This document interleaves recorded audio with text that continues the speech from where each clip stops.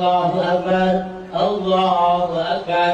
بسم الله الرحمن الرحيم. الحمد لله رب العالمين الرحمن الرحيم مالك يوم الدين إياك نعبد وإياك نستعين اهدنا الصراط المستقيم صراط الذين أنعمت عليهم غير المغضوب عليهم ولا الضالين. بسم الله الرحمن الرحيم. قل هو الله أحد لم يلد ولم يولد ولم يكن له كفوا أحد. الله أكبر. سمع الله لمن حمده. الله أكبر الله أكبر. ہمارے ہاں جو ایک رواج بن چکا ہے کہ بس قیام کرنا ہے، نہ اس میں اطمینان ہے، نہ اس میں سکون ہے، اور نہ ہی اس کے اندر خشوع و خضوع ہے، اور نہ ہی اس کے اندر قرآن کی تلاوت ہے اس طرح جس طرح تلاوت کرنے کا حق ہے۔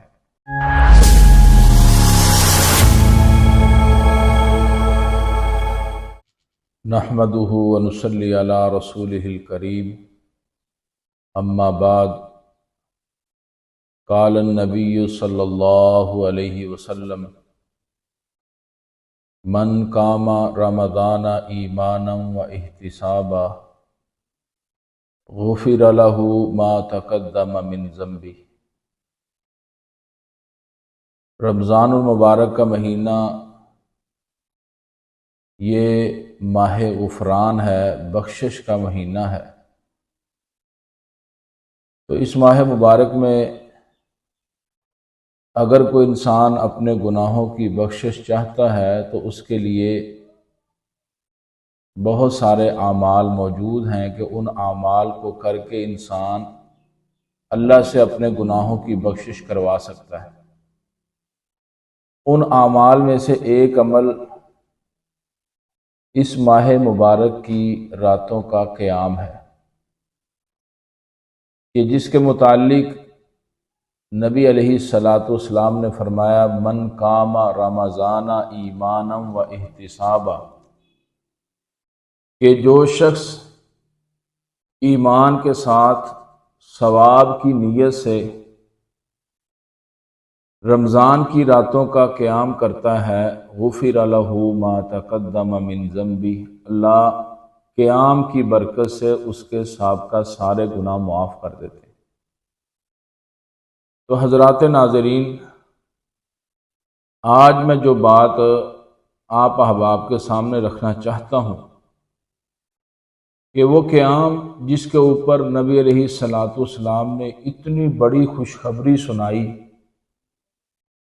کہ جو شخص یہ قیام کرتا ہے اللہ اس کی زندگی کے سابقہ سارے گناہ معاف کر دیتے ہیں، اس قیام کی حالت اور کیفیت وہ کیا ہونی چاہیے؟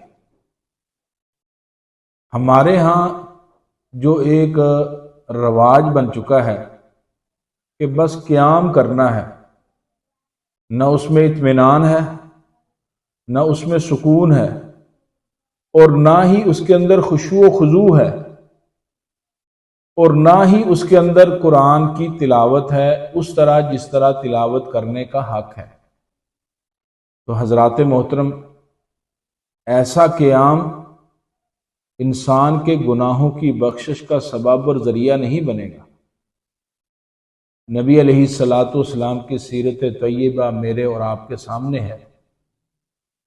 ام المومنین سیدہ عائشہ صدیقہ رضی اللہ تعالی عنہا نبی علیہ الصلاۃ والسلام کا قیام اسے بیان کرتی ہیں کہ آپ علیہ الصلاۃ والسلام اتنا لمبا قیام کرتے کہ اگر کوئی مجھ سے آپ کے قیام کے حسن کے بارے میں پوچھے تو آپ کا قیام اتنا لمبا اور اتنا حسین ہوتا تھا کہ میں آپ کے قیام کا حسن جو ہے وہ بیان نہیں کر سکتی۔ تو محترم بھائیو، قیام اللیل جسے نماز تراویح بھی کہا جاتا ہے، اور اسی طرح قیام اللیل، نماز تراویح، نماز تہجد، یہ محدثین نے، علماء نے لکھا ہے کہ یہ ایک ہی نماز کے مختلف نام ہیں۔ تو انسان کو قیام اللیل، نماز تراویح، نماز تہجد، اس کا اہتمام کرنا چاہیے، اور یہ قیام لمبا ہونا چاہیے اور خوبصورت ہونا چاہیے۔ تو خوبصورت کس طرح ہوگا؟ جس وقت قیام لمبا ہوگا اور اس کے اندر اطمینان ہوگا، خشوع و خضوع ہوگا، اور قرآن کو اس طرح پڑھا جائے جس طرح پڑھنے کا حق ہے۔ اور پھر یہاں پہ ایک بڑی عجیب و غریب بحث وہ بھی شروع ہو جاتی ہے کہ نماز تراویح قیام اللیل اس کی رکعات کتنی ہیں، اور اللہ تعالیٰ معاف فرمائے ایک طبقہ ایسا بھی ہے کہ جو اس کی بالکل ہی نفی کرتا ہے کہ یہ قیام ہے ہی نہیں، حالانکہ ایسی بات نہیں ہے۔ نبی علیہ الصلوۃ والسلام نے قیام کے اوپر اجر و ثواب بیان فرمایا، آپ نے قیام کی ترغیب دلائی۔ نبی علیہ الصلوۃ والسلام نے اپنے صحابہ کو قیام باقاعدہ 3 دن کروایا، اور آپ علیہ الصلوۃ والسلام نے قیام کیوں چھوڑا؟ اس ڈر سے کہ کہیں یہ میری امت کے اوپر فرض نہ ہو جائے۔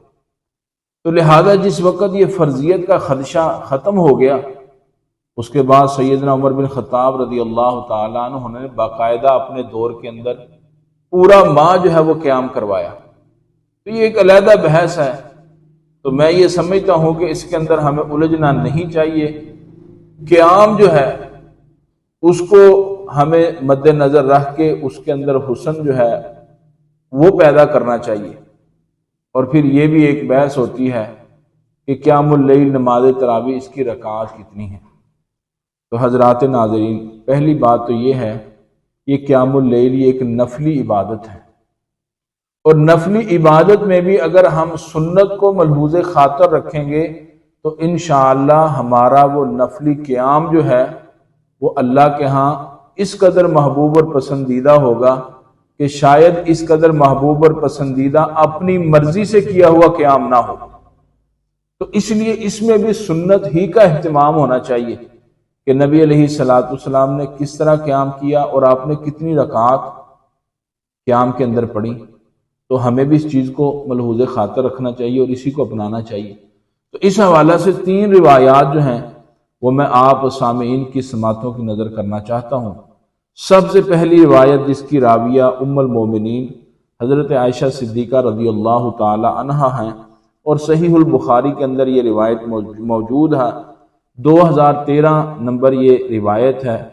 فرماتی ہیں ما کان یزید فی رمضان ولا فی غیرہ علی 11 رکعۃ، کہ نبی علیہ الصلوۃ والسلام رمضان ہو یا غیر رمضان آپ 11 رکعات سے زیادہ نہیں پڑھتے تھے۔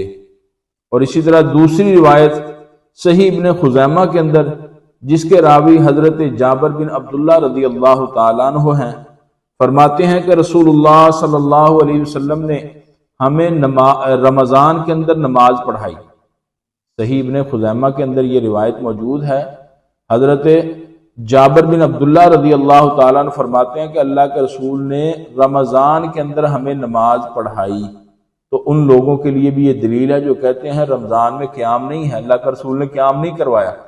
فرماتے ہیں کہ اللہ کے رسول نے ہمیں رمضان کے اندر نماز پڑھائی، آپ صلی اللہ علیہ وسلم نے 8 رکعتیں اور وتر پڑھائے، 8 رکعتیں اور وتر پڑھائے۔ اور اسی طرح تیسری روایت جو موطا امام مالک کے اندر ہے کہ جسے حضرت ابی بن کعب رضی اللہ تعالی عنہ اور سیدنا تمیم داری رضی اللہ تعالی عنہ کہ ان کو سیدنا عمر بن خطاب رضی اللہ تعالی عنہ نے مقرر کیا کہ لوگوں کو وہ نماز تراویح قیام اللیل جو ہے وہ کروائیں۔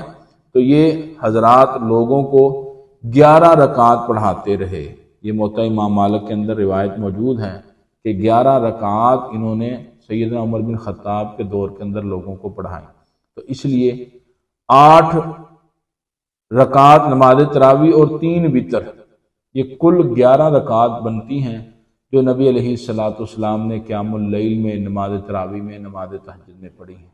تو اس لیے ہمیں زیادہ اس چیز کی طرف توجہ دینی چاہیے کہ ہمارا قیام جو ہے وہ مسنون ہو، ہمارا قیام جو ہے وہ اطمینان کے ساتھ ہو، اور ہمارا قیام اس کے اندر قرآن کی تلاوت اس انداز سے ہو کہ جس کو سننے والا وہ سمجھ سکے۔